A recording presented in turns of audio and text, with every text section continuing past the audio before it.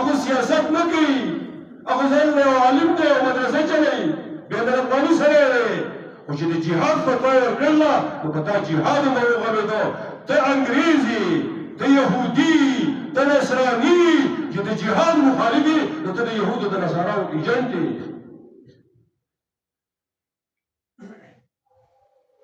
څوک که اختیار په صحیحو خلکو سره یې دی به جیل کې پروت دی د جیل حال دی. هغه موږ اغلا کړه، ګړی پټه کړله، نو ګړی پټه کړله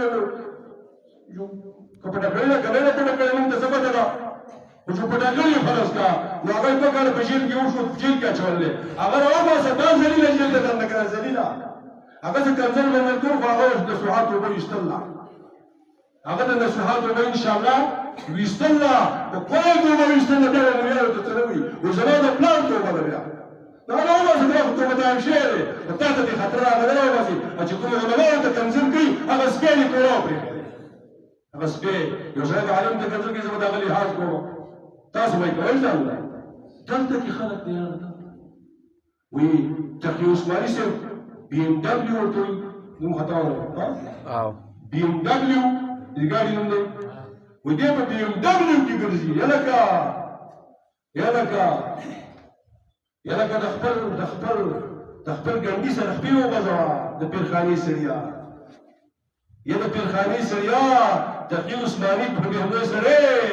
خپل ګنډي سره خپې وغځوه، ځان له ماښام له چې د تورې یېسه زما په شان د 5 روپو وس دې نشتي. او تقي عثماني پسې پته اوچتای ولې هغه د جهاد خبره کړله، نو هغه خو دا نه دي ویلي چې پاکستان کې دا خلک په یو بل راولګوي، هغه پاکستان ته هم نه دي ویلي چې ته پاڅه،